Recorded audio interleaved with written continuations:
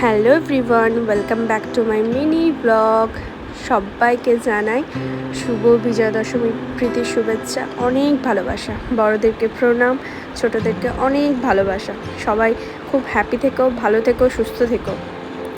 আজ মনটা সকাল থেকে বিষাদ। এক তো দশমী, আর দ্বিতীয় হচ্ছে আজ কলকাতা থেকে আমরা রিটার্ন যাচ্ছি বাড়ি, মানে মাসির বাড়ি থেকে রিটার্ন যাচ্ছি। তো মনটা একটু খারাপই আছে, কারণ মাসি, মেসোমশাই, ভাই এরা হচ্ছে এতটা ক্লোজ আমাদের সাথে, আর এদেরকে ছাড়া আমাদের কোনো অনুষ্ঠান অসম্পূর্ণ। মানে প্রত্যেকটা অনুষ্ঠানে আমার মাসি, মেসোমশাইকে তো পাবেই পাবে। কি বলবো, মনটা একটু খারাপই আছে।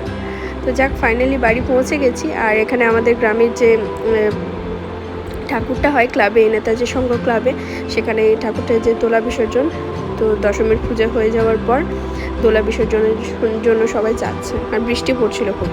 আর এই ঠাকুরটা হচ্ছে আমাদের ও পাড়াকার ঠাকুর, মানে এটা বাড়ির ঠাকুর, সেটা বিসর্জন হচ্ছিল। আর আমাদের পাড়ায় যে ঠাকুরটা হয়েছে সেটা বিসর্জন হয়নি, এক তো বৃহস্পতিবার, দ্বিতীয় বৃষ্টি হচ্ছিল বলে। আর এটা হচ্ছে সন্ধ্যাবেলাকার ভিডিও দশমীর দিন।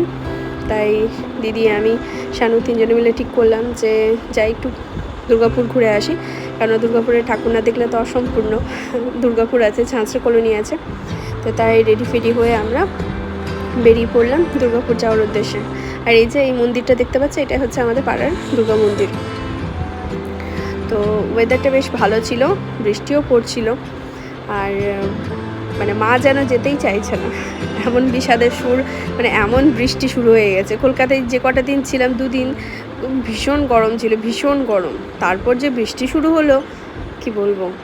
কিন্তু ওয়েদারটা খুব ভালো হয়ে গেছিলো, মানে কলকাতাতে ছিলাম দুদিন যখন, ওয়েদারটা খুব ভালো হয়ে গেছিলো বৃষ্টি হয়ে যাওয়ার কারণে। এই যে কথা বলতে বলতে পৌঁছে গেলাম আমরা দুর্গাপুর। এই যেতে যেতে একটা প্যান্ডেল দেখিয়ে দিলাম। আমরা না খুব একটা নেমে প্যান্ডেল হপিং করি না, একটা পার্টিকুলার একটা মানে একটা জায়গাতে যাই, সেখানে কিছুটা টাইম স্পেন্ড করি, ঠাকুর দেখি, তারপর কিন্তু রিটার্ন চলে আসি। মানে ওই ঘুরে ঘুরে ঘুরে ঘুরে ঠাকুর দেখবো একটার পর একটা, মানে আগে যেরকম দেখতাম ওই জিনিসটা এখন আর ভালো লাগে না। না লাগার কারণ একটা, সব থেকে বড় একটা কারণ হচ্ছে এক, ছোট বাচ্চা আর এদের অসম্ভব রকম জেদ, আর দুই হচ্ছে এতটা হাঁটতে পারি না, অনেস্টলি বলছি। কিন্তু তো আমরা এখন যাব চতুরঙ্গ, তাই চলো আমার সাথে চতুরঙ্গ। আশা করছি সবার প্রায় দেখা হয়ে গেছে মোটামুটি, আর যারা দেখোনি তারা আমার সাথে দেখতে থাকো।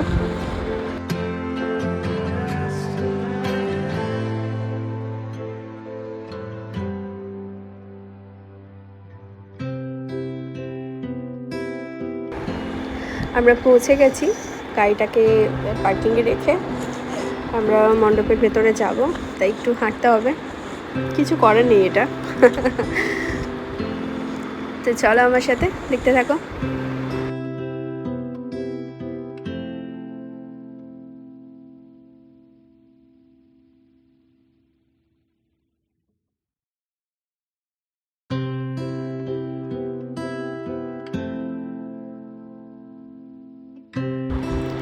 ডেকোরেশনটা খুবই সুন্দর, মানে একটা পুতুলের মধ্যে করেছে, খুবই সুন্দর, মানে কাজগুলো বেশ সুন্দর। আর ওখানটাতে অনুষ্ঠান হয় বরাবরই।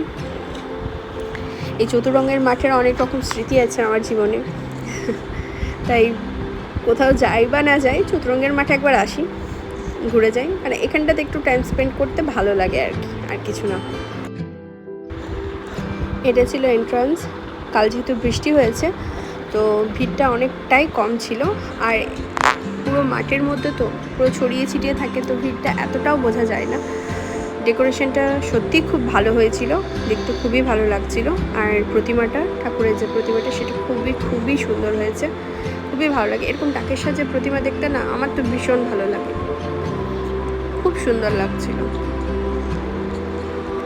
এতটা ভিড়ের জন্য সামনেটা গেলাম না, বাইরে থেকেই ঘুরে আসলাম। এই যে দেখতে পাচ্ছ, তবে আমি ফোনে যা দেখেছি তার থেকে তুলনামূলকভাবে অনেকটাই ভিড়টা কিন্তু কাল কম ছিল বৃষ্টির জন্য। আর এই যে আমার রায়সোনা, এটাই উঠবো ওটাই উঠবো করে একটু ঝোঁক ধরছিল, তো এটা একটু স্পিডে ঘুরছিল বলে লাড্ডুকে বসাতে একটু ভয় পাচ্ছিলাম, কিন্তু রায় ভীষণ এনজয় করছিল এটাকে। তো ও এটাই বসেছিল, আর লাড্ডু বসেছিল গোল গোল ওই যে রাউন্ড অ্যান্ড রাউন্ড গাড়িগুলোতে, ও পছন্দ করে, তো ওকে ওটাতে বসিয়েছিলাম। তারপর আবার রায় আসলো, রায় বললো না আমি ভাইয়ের কাছে, ভাইয়ের সাথে ভাইয়ের পাশে বসবো। তো আবার ওকে বসানো হলো, আবারও লাড্ডু মনে ফ্রি ফান্ডে আরও 2 পাক ঘুরেই নিয়েছে।